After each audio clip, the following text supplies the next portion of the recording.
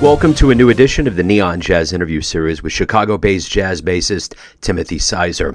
He opened up about his debut album with the band TS3 called I'm Just Okay. At the start of the pandemic, he decided to collaborate with two of his favorite jazz musicians and close friends, keyboardist Andrew Lawrence and drummer Jonathan Marks, and they wrote this debut solo album. He also called upon one of his favorite all-time bass players, Tim Lefebvre of David Bowie fame, to produce as well as play on the record, and saxophonist Donny McCaslin, who had a great history with David Bowie, and harmonica master Howard Levy, and some other special guests. They all lent their voices to these songs and made this album powerful. He opened up about this project, COVID life, his life and music overall, and a little bit more. Enjoy. Tim, hey, thanks for taking a minute out for the show. I appreciate it. Oh, my pleasure. Thank you guys for reaching out. I have a soft spot in my heart for Kansas City. So elaborate on it. What's special about Kansas City for you? Well, my wife is actually from St. Joseph, Missouri. Okay. And I have family in North Kansas City area, so I've spent quite a bit of time there comparatively to other Midwest cities. So it's very cool that you guys reached out. I was very excited to see that I'd be doing something in regards to the area because I know I've got some fans out there. You have a debut album coming out on May 19th, and I think before we get into this trio album, I want to know from you, it's coming out during the tail end of this pandemic and weird things on planet Earth. So what does this overall mean to you? Overall, for me, it's been a long road from the inception of wanting to do this project. The original sort of inspiration came in the months leading up to the shutdown in 2020. I used to have a quintet project. We used to do a lot of touring around the Midwest, original jazz, funk-inspired stuff.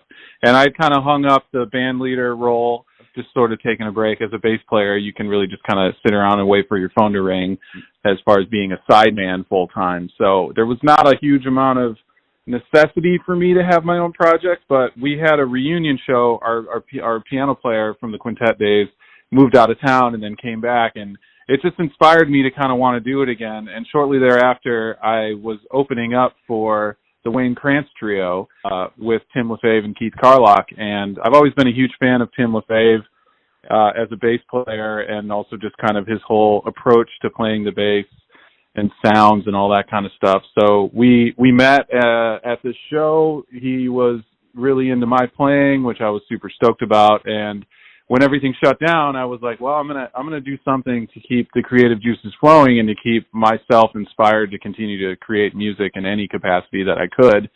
And so I started kind of working out this material for the trio, which is two of my best buds, and I knew they'd be down to stay busy during the shutdown as well. And when we started to kind of get enough material together, I reached out to Tim and was just like, hey, man, would you be interested in producing this thing if we move forward with it? And he was on board. So it took a while for us to physically be able to gather in the same space. Also, Tim lives on the West Coast, so just, flights, and, they were surging out there at different times than we were surging out here. But once everything finally came together, we got together in April of 2021, just about a year ago, and laid down the groundwork live as a trio. And then from there on, it was just a matter of getting all the guests on board, getting the thing mixed and mastered and ready to go. So my target was a year from recording to release, and we're just about there. So it's an accomplishment, really, considering all the moving parts and all of the restrictions and the adversity and challenges that we were all facing. So I feel like it's a true accomplishment. I'm very, very excited about it being released. And you have quite a lineup on this album. So talk to me a little bit about who's on the album and how you all mix together so well. Absolutely. Yeah. So obviously, like I said, Tim was kind of the first guest of notoriety to get on board. In addition to producing the record, he also guested as a bassist on a couple tracks. And he also was doing a lot of sonic manipulation as the producer and a lot of sort of the affected stuff, some of the keyboard sounds. He was his thumbprint is all over it. So, and he recommended that I reach out to Donny McCaslin because obviously Tim plays in Donny's regular quartet. So he was like, man, yeah, you should reach out to him. I originally presented one track to Donny, and he was like, what else you got? And so Tim had recommended possibly him guesting on another track, and I sent that to him, and Donny immediately was like, this is the one. So he laid down his stuff out in New York remotely and then flew it back in. Fareed Haq is the guitarist who I've known. He's a Chicago local in addition to being an internationally renowned jazz guitarist. He and I had shared the stage not too long ago. I put together an Alan Holdsworth tribute show shortly after Alan had passed away, and Fareed got in on that. It was a bunch of Chicago guitar players, so he was very happy to lend his talents as well. And then Howard Levy, who obviously as a bass player and electric bass player, I was a huge fan of Bela Fleck and the Flecktones growing up. So knowing that Howard was local, Howard and I had actually shared the stage a few times back 5-6 years ago when I played with a Brazilian band in town named Accord de Brazil. So Howard's a big fan of the Brazilian music, and so we were able to make acquaintance back then, and so I reached out to him as well and see if he was down, and he was thankfully willing to lend his talents and do what he does on harmonica, which is something that no one else on the planet can do. He's truly unique in that regard. So what are you ultimately hoping the listener gets from this album? I'm trying to, this thing, really I wanted it to be the truest sort of representation of how I feel about the role of the bass in modern jazz music. So it is a bass player-led record, and I want that to be apparent because I sort of somewhat greedily want the bass to be the centerpiece of the album. So I definitely want the listeners to embrace that aspect and to try to really kind of clue in on the bass being used in a way that's sometimes traditional but sometimes very non-traditional. And in addition to that, just overall, sonically and musically, just really trying to push the boundaries a little bit of what the jazz sound in the 2020s can be and how it doesn't always have to be sort of the more traditionally leaning role of, you know, the piano trio. Essentially, it's a piano trio just with a lot of sounds and a lot of pedals, effects. Andrew Lawrence plays different keyboards. Jonathan Marks is a very unique drummer, so we're really, as a trio, just kind of really trying to obscure the traditional roles of piano, bass, drums, and really kind of try to make the trio into sort of a newer sounding and hopefully fresh and unique sounding album. Almost sounds like the mantra of the CTI years, you know? Yeah. And you know what I find interesting when I think about what Donny's trajectory has taken off since the Bowie explosion in his life, so to speak, with just being under the microscope after that, is Bowie was looking for that jazz sound, and Donny in turn has taken that flame and expanded it into a more amalgamized sound with lots of different elements that aren't traditional jazz. Do you notice that as well? Absolutely, yeah.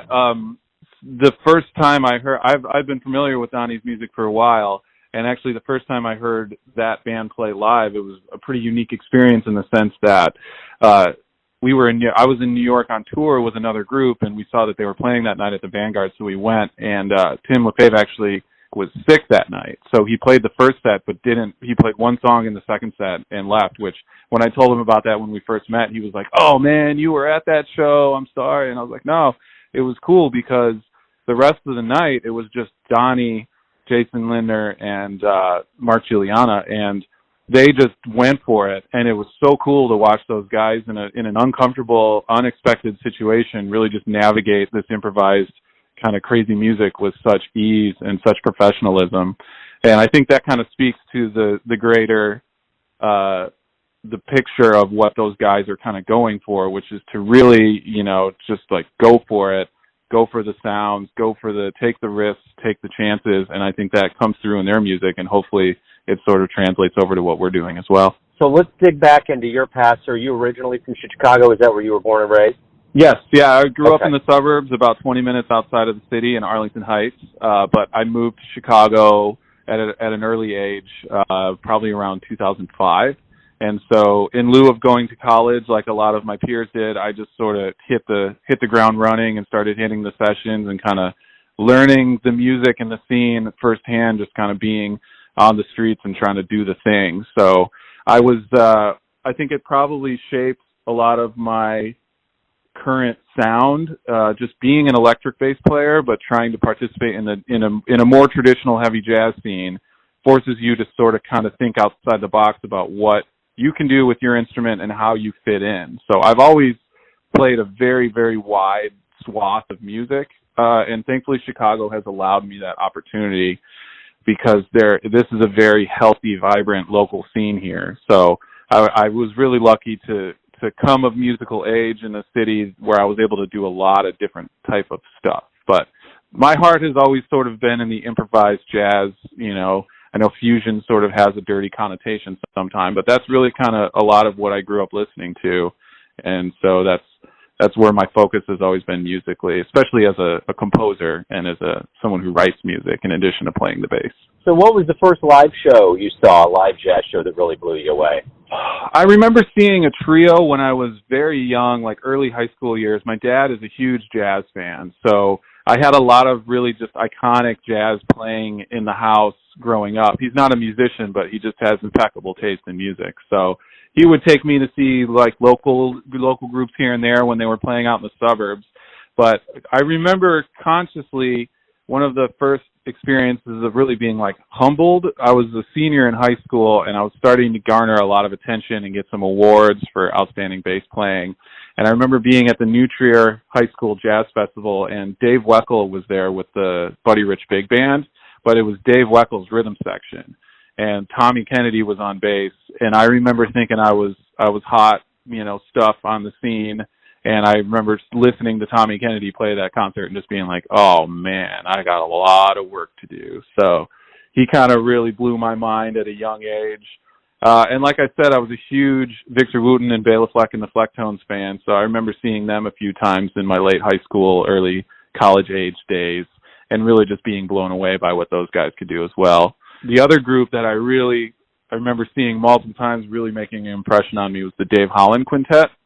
Seeing them both with Billy Kilson and following when he left the band with the Nate Smith years, and just watching those guys interact on stage and improvise and play odd meters and odd rhythmic stuff just really blew my mind at a young age as well. Tell me a little bit about what it is about being a professional musician that you like the most. What do you look forward to the most? What's the best part of this process for you? There's a lot of good and bad that goes with it, especially nowadays. It's definitely been getting a little bit trickier to survive in recent years and kind of make it all work. But really, the reason that I think a lot of people do it is just the ability to share a very intimate experience with people on stage, especially when you're talking about improvising and sort of creating something that is artistically unique to the moment. One thing with the trio, we've been playing live quite a bit, and we'll play the same songs, but they go to different places, regularly, just based on the mood in the room and the mood of the players. So really, I think just getting to share that being in the now experience with people and being invested in the moment and trying to maximize the artistry that you can come up with in those moments. That and the social aspect of it too. I love the ability to socialize with other artists and just kind of, that was something I think I took for granted, and then being locked away from people for so long, that was really one of the things that I missed the most, was just the hang, just getting to be on the gig with your friends and people, and when the energy's right, it's the best way to make money as far as I'm concerned. So I guess that's my next question. Over this time of quarantine and lockdown and no live shows, we all had to kind of look within and, realize things. What did you realize about yourself that maybe you didn't realize before that will make you a stronger organism, a musician, as you get out and promote this debut album? Well, I mean, one of the things that really truly blew my mind was when all of the clubs closed, we had to look for different ways to bring the music to people. So one thing that what had started happening was a younger piano player that I know that had moved to Chicago, he started putting on concerts on his porch. He was playing out there every day. So he was Monday through Sunday, he would be playing, he'd have like a 5 p.m. set. He reached out to me early on and was like, I'm thinking, originally it was he was just doing duo. Said I'm thinking about doing more band stuff on the weekends. So we started playing on his porch on the weekends, and all these people were showing up, and all these people were coming up to us and just being like, this is so great. Thank you guys so much for doing this. We missed music so much. So we started actually playing on Jonathan, my drummer's porch, and his neighbors would come out and set up chairs and just sit, and we're out there playing this weird, sort of difficult, kind of crazy music, and people just loved it. And just the direct connection of we are the musicians, you are the audience, and taking away the middlemen of like booking guys and promoters and clubs and worrying about turnout and all that. It kind of brought it back to more of a raw, sort of like reconnecting with the early days of when you started playing and you were in a band and all you wanted to do was just play a show. It didn't matter where, didn't matter how many people were there. Literally the only thing you wanted to do was get out and play your music for other people. So to sort of reconnect with that energy, it was really unique, and I think it was part of the reason why I was so inspired to start this project and to keep this project going was just the inspiration of people being affected by the music directly and getting past the sort of old notion of you got to play covers, you got to play Mustang Sally, you got to play stuff that people know for people to react to the music. We're out there playing original kind of hard jazz fusion stuff, and people from all over the spectrum of listeners and music lovers were reacting to it positively. So that was a really great motivation for me to keep sort of forging down the path despite all of the obstacles that we were presented with the last 2 years or so. I guess very simply put, what you do is definitely, jazz, and, there's something about it that hooks all of us. Why do you love jazz? I love composed music. I love rock music. I love playing functionally as a bass player in a traditional setting. But to me, one of the major appeals of jazz has always been it allows me as a rhythm section player to really kind of broaden the role of my instrument and really kind of push the boundaries of what the actual instrument can do. So I think when I started this trio, one of the things that was very important to me was for us to all sort of share roles musically. So not one person is not strictly a harmonic instrument. One person is not strictly a lead instrument. One person is not strictly a rhythmic instrument. We're all sort of sharing the role. Sometimes I'll take over and play melodies and leads, and Andrew will switch over to playing left-hand bass on his Moog. And so that way I can take a solo as a bass player and function more like a guitarist and not have the bottom drop out. Because that was always one of the things as a bass player that would drive me nuts, especially in more traditional jazz settings, is it's time for the bass solo, everybody stops playing. So it's cool that presents a unique opportunity as a musician to grab the audience because there's a dramatic textural change. But also there's times when I want that energy. I want that churning undercurrent of rhythmic activity to play off of. So I think just the ability to sort of swap roles. I can play chords under Andrew's solo, so he doesn't have to worry about playing the harmony and can just function as a strict lead player. That kind of stuff really intrigued me, and so that's one of the things about jazz and about this trio in particular is that we can all really kind of take on different roles and switch off at any given time. And that presents a really unique opportunity for me to push the boundaries of my instrument and what it can do in a jazz setting. So everyone has a perception or an idea of who they think you are, your family, your friends, your fans, but ultimately you live your life. You have a perception of you. Who do you think you are? I think I'm a bass junkie, a self-proclaimed bass fanatic. In addition, I'm not a multi-instrumentalist. I've always just been very, very intrigued with the electric bass and what it can do. So I've certainly taken that to the max. I build bass guitars, which was a fun development that started within the last 10 years. I repair them. I play them. I'm a gear junkie. I love pedals. I love researching different gear. And I really I just would hope that I can present myself as someone who's dedicated to my art and dedicated to this instrument. And hopefully that's something that is translated with this record, is that I'm a bass player, but I also am a musician's musician. So hopefully it's not something where it's only bass players that like it. Hopefully it's something that jazz fans from across the spectrum can enjoy, regardless of the instrumentation and the sound of it. Perfect. Hey, Tim, man, thank you for opening up. Thanks for taking a minute out. Good luck with the debut and the return to the live stage.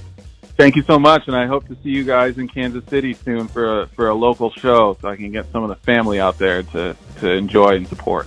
Thanks for listening and tuning in to another Neon Jazz interview, where we give you a bit of insight into the finest cats in Chicago, Kansas City, and spots all over the world, giving fans all that jazz. Thanks to Timothy for his time, music, and story. If you want to hear more interviews, go to Famous Interviews with Joe Domino on the iTunes Store. Visit neonjazz at youtube.com, and for everything Neon Jazz all the time, go to the neonjazz.blogspot.com. Until next time, enjoy the jazz, my friends.